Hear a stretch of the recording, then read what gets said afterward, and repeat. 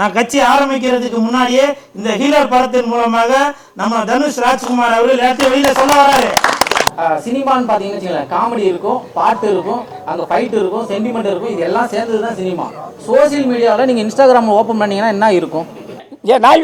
நான் கேட்பேன், சத்தியமாக இருந்தா எங்க அவங்க அரசியல் வேற மாதிரி எங்க அவங்க அரசியல் சேர்க்கறாங்க, ஜாதி சேர்க்கறாங்க. எங்க சங்கம் அப்படி சேர்க்கலங்க தான் சொல்ல வந்தேன். புரிஞ்சு சார், நீங்க அரசியல் சங்க ஜாதி ஒன்று சேர்க்குறீங்க.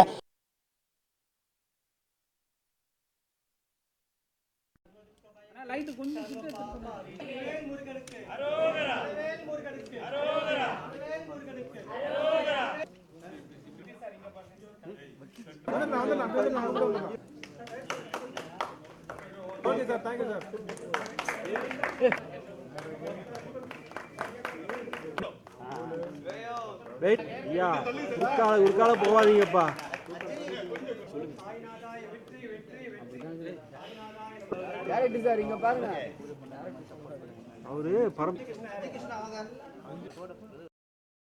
வணக்கம்.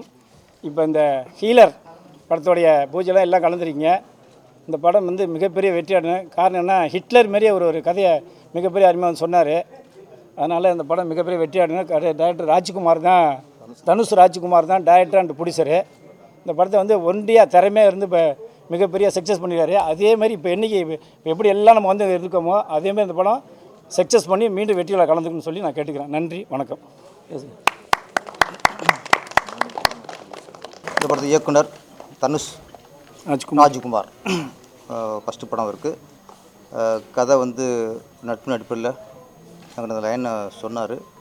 ரொம்ப ஒரு நல்ல கண்டென்ட். இப்போ இந்த சூழ்நிலை இந்த சமூகத்துக்கு தேவையான ஒரு கண்டென்ட்டு. கதையாக ஒரு காமெடியாக காதல் அப்படின்னு படம் பண்ணிடலாம். ஒரு சமூக அக்கறையோட படம் பண்ணுறதுங்கிறது ஒரு பொறுப்பான இயக்குனருக்கு அழகு. அந்த பொறுப்பான இயக்குனரை தான் தனுஷ் ராஜ்குமாரை நான் பார்க்குறேன். நல்ல ஒரு கண்டென்ட்டு. அப்புறம் கதாநாயகன் வெற்றிகிட்ட உள்ள ஒரு சிறப்பு என்னென்னா, அவர் தேர்ந்தெடுக்கிற ஒவ்வொரு கதையும் ஒரு சாதாரண கதை இருக்காது. அதில் ஏதோ ஒரு வித்தியாசம், ஏதோ ஒரு கண்டென்ட் புதுசாக இருக்கும். தொடர்ந்து அவர் படங்கள்லாம் பாட்டு வரேன். கதாநாயகன் வெற்றி அந்த கதை செல் பண்ணுறதுல ரொம்ப ரொம்ப திறமைசாலியாக இருக்கார். இந்த கதையும் அவருக்கு ரொம்ப ஆப்டான கதையாக இருக்கும். இந்த ஹீலர் படத்திற்கு பிறகு வெற்றியினுடைய வளர்ச்சி இன்னும் பெரிய வளர்ச்சியாக வரும். வெற்றி மாதிரி கதாநாயகர்களுக்கு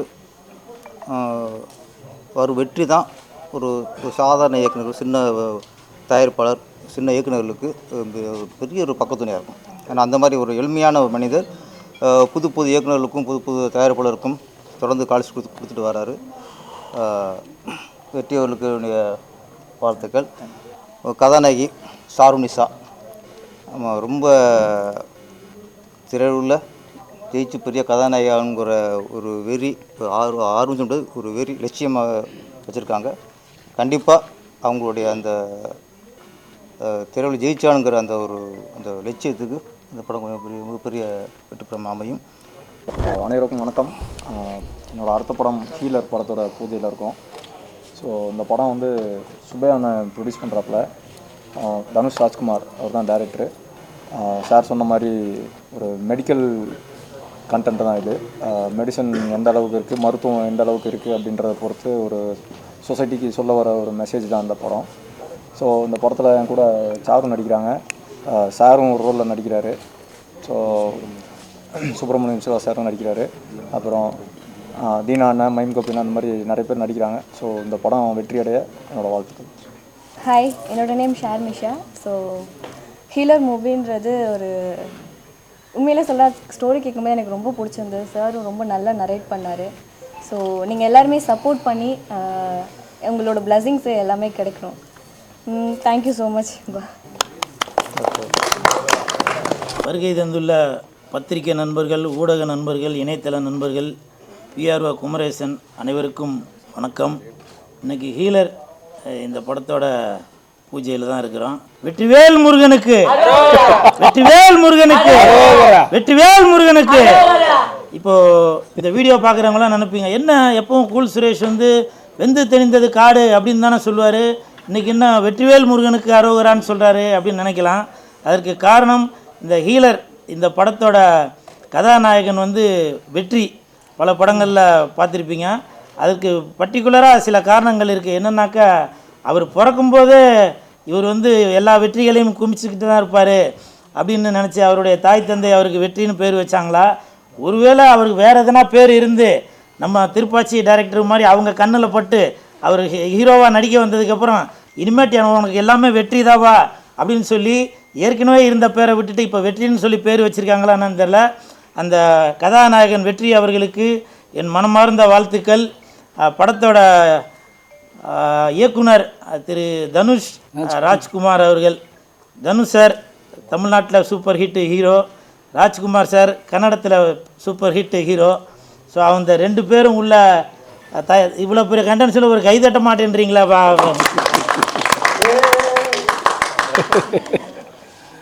இல்லை, நான் எதுக்காக சொல்கிறேன்னா அந்த தனுஷும் சரி ராஜ்குமாரும் சரி ஒரு ஹிட்டான பேர் இது. ஸோ அந்த பேர் உள்ள ஒரு இயக்குனர் இந்த ஹீலர் படத்துக்கு இயக்குனராக இருக்கிறதுல நான் ரொம்ப சந்தோஷப்படுறேன். நான் ரொம்ப ஸ்பெஷலாக சந்தோஷப்படுறேன். அதுக்கு காரணம் என்னன்னாக்கா இந்த படத்தில் அவரோட ஸ்கிரிப்ட் எழுதும்போது டைரக்டர் என்கிட்ட சொன்னாங்க, ஆனால் உங்களுக்குன்னு ஒரு கேரக்டர் ஒன்று இதில் எழுதியிருக்கேன்னா நான் எழுதும்போதே அது வந்து நீங்கள் தான் அந்த கேரக்டர் பண்ணணும் அப்படின்னு சொல்லி தான் நான் வந்து அந்த கேரக்டரை எழுதியிருக்கேன் அப்படின்னு சொல்லி சொன்னார். அப்படி என்ன சார் வித்தியாசமாக அதை பண்ணியிருக்கீங்களா அப்படின்னா அப்போ சொன்னார், சமீபத்தில் நீங்கள் பண்ணிகிட்ருக்க அந்த நல்ல விஷயங்கள்லாம் பார்த்துட்ருக்கேன். ஸோ அந்த மாதிரி உங்களுக்குள்ளே ஒரு உதவும் மனப்பான்மை உள்ளது, உதவும் குணம் உள்ளதெல்லாம் பார்க்கும்போது அதை மனசில் வச்சு தான் இந்த படத்தில் இந்த ஹீலர் படத்தில் கூல் சுரேஷுக்குன்னு இந்த ஒரு கேரக்டரு ஒரு ஆம்புலன்ஸ் ஒரு டிரைவராக வரேன். அதில் சொல்லலாமா என்னன்னு தெரில, இருந்தாலும் உங்களுக்கு ஒரு சர்ப்ரைஸாகவும் இருந்தாலும் இருக்கலாம். படம் பார்க்கும்போது யோசிப்பீங்க இல்லையா, ஆமாப்பா அன்னைக்கு கூல் சுரேஷ் சொன்னானே அப்படின்னு. அது என்னன்னாக்கா அதாவது இன்னைக்கு தமிழ்நாட்டில் இல்லை உலகம் ஃபுல்லாகவே சரி, ட்ரெயின் போகிறதுக்கு ஒரு தண்டவாளம் இருக்குது, காரு போகிறதுக்கு ஒரு ரோடு இருக்குது, ஃப்ளைட்டு போகிறதுக்கு ஒரு ஏர்போர்ட்டில் அந்த இதெல்லாம் இருக்குது. ஆனால் மனுஷன் வந்து ஒரு உயிர் போகிற நேரத்தில் அவங்கள காப்பாற்றுறதுக்கு ஒரு ஆம்புலன்ஸ் தேவைப்படுது. அந்த ஆம்புலன்ஸ் போகிறதுக்கு தனியாக ஒரு ரூட் ஒன்று இருக்கா? இல்லை. அது வந்து மனசுக்கு வந்து எனக்கு ரொம்ப ஒரு நெருடலாகவே இருந்துச்சு. இயக்குனரும் சொன்னார், இந்த மாதிரி நீங்கள் பண்ணுற நல்ல விஷயங்கள்லாம் பார்க்கும்போது கரெக்டாக இந்த கேரக்டருக்கு நீங்கள் தான் கரெக்டாக இருப்பீங்க. ஏன்னா நீங்கள் வந்து உண்மையை உறக்க சொல்லிகிட்டு இருக்கீங்க, நல்லதுக்காக பாடுபட்டுட்டு இருக்கீங்க. சார் கை தட்டிட்டாரு, நன்றி. என் கூட வந்த 4 பேர் வேடிக்கை தான் பார்த்துட்டு இருக்காங்கன்னு நினைக்கிறேன். இல்லை சாரே கை தட்டாருனாக்கா அவ்வளோ நம்ம மனசுக்குள்ளே போயிட்டோம் அப்படின்றதுக்காக சொல்கிறேன். ஸோ அப்படி இது வந்து என்னுடைய வாழ்க்கையில் வந்து இது வந்து ஓரளவுக்கு ஒத்து போகுதுங்களே. கதையை சொல்லிக்கிறீங்க ஓரளவுக்கு ஒத்து போயிடுச்சு. என்னன்னாக்கா இப்போ சிஎஸ்கே அப்படின்ற என்னோட கட்சி இருக்கிறது உங்கள் எல்லாருக்கும் தெரிஞ்சிருக்கும். கூல் சுரேஷ் கட்சி, சிஎஸ்கே என்ற கட்சி இருக்கிறது தெரியும். நிறையா பேர் கேட்டாங்க உங்களோட கொள்கைகள் என்ன, கோட்பாடுகள் என்ன அப்படின்னு. நான் என்னென்ன நல்லதெல்லாம் செய்ய போகிறேனோ அது எல்லாமே தத்ரூபமாக நான் கட்சி ஆரம்பிக்கிறதுக்கு முன்னாடியே இந்த ஹீலர் படத்தின் மூலமாக நம்ம தனுஷ் ராஜ்குமார் அவர்கள் எல்லாத்தையும் வெளியில் சொல்ல வராரு. இன்னைக்கு இந்தியாவை தவிர மற்ற வெளிநாடுகள்லாம் மேலை நாடுகள்லாம் பார்த்தீங்கன்னாக்கா அங்கே வந்து மருத்துவம் வந்து இலவசம், கல்வி இலவசம். அதே மாதிரி கொள்கைகள் கோட்பாடுகள் தான் இந்த சிஎஸ்கே கட்சியோட கூல் சுரேஷ் கட்சியோட கோட்பாடுகள் கொள்கைகள். அதை அப்படியே நான் நினச்சது என்னவோ அதே தான் இந்த ஹீலர் படத்தில் நம்ம இயக்குனர் தனுஷ் ராஜ்குமார் அவர்கள் அதை அப்படியே அது வந்து கற்பனை திறனாக அவர் எழுதி வச்சிருக்காரு. இயக்குனர் சார் உங்களுக்கு என் மனமார்ந்த நன்றி. நான் என்ன சொல்ல வரணும், நான் வந்து ஒரு பெரிய ஒரு மாநாடு போட்டு மேடைகள் போட்டு ரசிகர்களை கூட்டி தொண்டர்களை கூட்டி நான் வந்து தேர்தல் ஆணையர்கிட்ட போய் அங்கே போய் இங்கே போய் நான் என்ன சொல்ல வரேன்னு நினைக்கிறேனோ அதை வந்து நம்ம ஹீலர் படத்தல் மூலமாக நீங்கள் சொல்ல வரீங்க. நான் வந்து உங்களுக்கு ஸ்பெஷல் ஒரு தேங்க்யூ ஒன்று சொல்லிக்கிறேன். எங்கே இருக்கீங்க இயக்குனர் அவர்களே? எந்திரிச்சாக்க ஃப்ரேம் கட்டாயிரம் உட்காந்தே போடுறான். வாழ்த்துக்கள். படம் வந்து கண்டிப்பாக வந்து வெற்றி பெறணும். எல்லாருமே வந்து தமிழ் சினிமாவுக்கு வந்து எல்லாருமே சப்போர்ட் பண்ணுங்கள். எல்லாரும் ஹார்ட் ஒர்க் பண்ணி இன்றைக்கி வந்து நல்ல கதைகள் வச்சு இந்த மாதிரி சார் மாதிரி நல்ல கதையாக சூஸ் பண்ணி மக்களுக்கு வந்து ஒரு நல்ல கதையை கொடுத்தாக்க கண்டிப்பாக படம் வந்து வெற்றி காணும். அதே மாதிரி தமிழ் சினிமாவில் வந்து காமெடிங்கிற இடத்த வந்து இன்னும் கொஞ்சம் ஃபில் பண்ணணும். இன்றைக்கி சோசியல் மீடியாவில் வந்து எங்கே பார்த்தாலுமே வந்து காமெடி தான் போயிடுச்சு. ஏன்னு பார்த்தீங்கன்னா இன்றைக்கி வந்து சினிமாவில் வந்து சினிமான்னு பார்த்தீங்கன்னு வச்சுங்களேன், காமெடி இருக்கும், பாட்டு இருக்கும், அங்கே ஃபைட் இருக்கும், சென்டிமெண்ட் இருக்கும், இது எல்லாம் சேர்ந்தது தான் சினிமா. சோசியல் மீடியாவில் நீங்கள் இன்ஸ்டாகிராமில் ஓப்பன் பண்ணிங்கன்னா என்ன இருக்கும்? ஒன்றே ஒன்று தான் இருக்கும், என்டர்டைன்மெண்ட் மட்டும்தான் இருக்கும். இன்றைக்கி சோசியல் மீடியாவில் வந்து என்டர்டைன்மெண்ட் அதிகமாக போயிடுச்சு. இன்றைக்கி வந்து யூடியூப்பில் இப்படி சும்மா தள்ளி விட்டாலே சிரிச்சுக்கிட்டே இருக்காங்க, 24 மணி நேரமும் சிரிக்கலாம், அந்தளவுக்கு வந்துருச்சு. அப்போ வந்து ஒரு தமிழ் சினிமாவில் ஒரு காமெடியனா வரணுன்னா, ஒரு இடத்த பிடிக்கணுன்னா ரொம்ப ஹார்ட் ஒர்க் பண்ணணும். ஏன்னா இன்றைக்கி வந்து சோசியல் மீடியாவில் சென்டிமெண்ட்லாம் கிடையாது. எங்கேயாவது சோசியல் மீடியாவில் அப்படி இன்ஸ்டா தள்ளி விட்டோன்னே யாராவது அள வச்சுட்டு இருக்காங்களா, உட்காந்து யாராவது ஒப்பாரி வச்சுட்டு இருக்காங்களா? கிடையாது. எல்லாருமே சிரிக்க ஆரம்பிச்சிட்டாங்க. எல்லாருமே வீதிக்கு வீதி இன்றைக்கி வந்து எல்லார் கையிலையுமே ஃபோன் இருக்குது, எல்லார் கையிலையுமே யூடியூப் இருக்குது. அதை தாண்டி தமிழ் சினிமாவில் ஒரு காமெடியனாக ஒரு இடத்த பிடிக்கணும், அது என்னுடைய ஆசை. எனக்கு இடையில நிறைய கேட்டில் வந்து நடிக்க கூப்பிட்டாங்க. எனக்கு ரொம்ப கொஞ்சம் தயக்கம், நடிகராக போகிறதுக்கும் தயங்கிட்டே இருந்தேன். நிறைய அவாய்ட் பண்ணியிருக்கேன். இவர் வந்து அது கதை சொன்னார். கதை சொல்லும்போது அந்த கேரக்டர் பிடிச்சி போச்சு.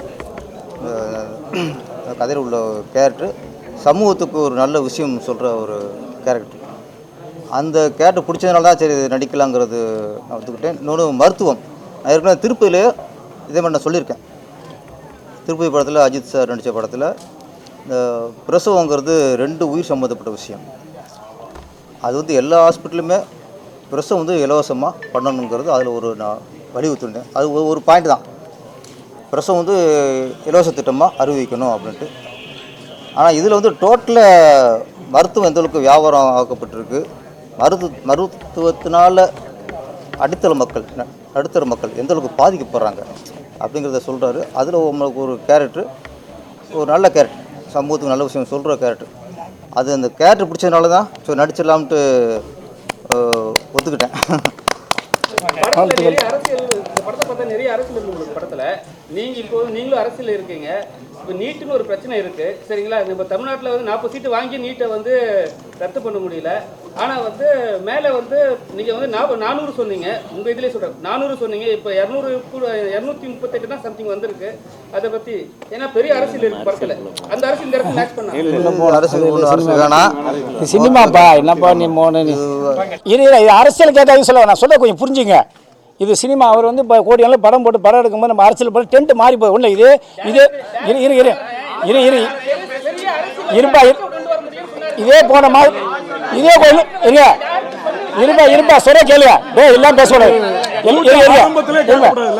இருப்பா 3 மாசம் 3 மாசம் கோட்டில் 3 மாசம் இதே கோயில் படம் இல்லப்பா கேட்க சொல்லல. தவிர சினிமா பத்தி கேள்வி சொல்ல வர இல்லைங்க, அரசியலை பத்தி கேட்கறதுக்கு போது அது அரசியல் கேட்கல. இப்ப நான் தவிர்க்கலாங்க. உங்களை என்ன காரணம்?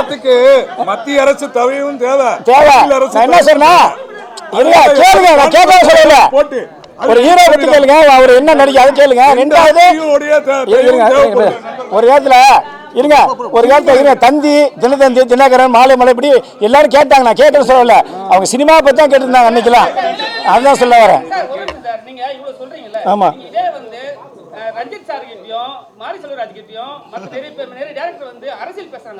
சார் அது அவங்க ஆமா